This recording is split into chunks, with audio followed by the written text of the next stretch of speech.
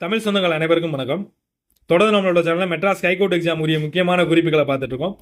இந்த வீடியோவில் தமிழகத்தின் மாநில இயற்கை சின்னங்கள் இந்த பகுதியிலிருந்து ரிப்பீட்டடாக கேட்கக்கூடிய கொஸ்டின்ஸை நம்ம பார்க்க போகிறோம். தமிழகத்தின் மாநில விலங்கு எது அப்படின்னா வரையாடு. மாநில விலங்கு அப்படின்னு கேட்குறாங்கன்னா வரையாடு. நமது மாநில பறவை எது அப்படின்னா மரகத புறா. ஆப்ஷனில் மயில் கொடுத்தா கன்ஃபியூஷன் ஆயிடாதீங்க. மாநில பறவை எது அப்படின்னா மரகத புறா.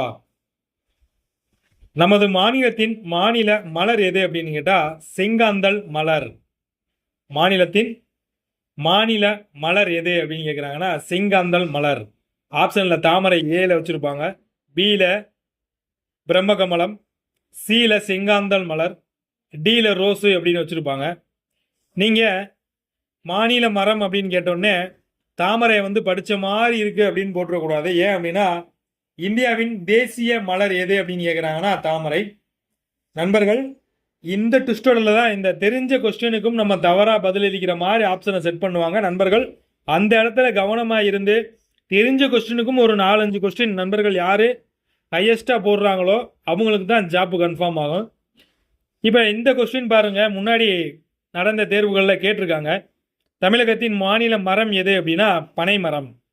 இப்போ தமிழகத்தின் மாநில மரம் எது அப்படின்னு கேட்டு ஆலமரம் அப்படின்றத ஆப்ஷனில் கொடுப்பாங்க.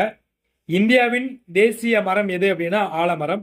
இங்கே ஆலமரம் கொடுத்துருக்கனால கன்ஃபியூஷன் ஆகிடக்கூடாது.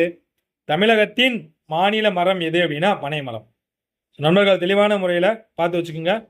தொடர்ந்து அடுத்த அப்டேட்டுடன் உங்களை சந்திக்கிறேன். வாழ்க தமிழ்.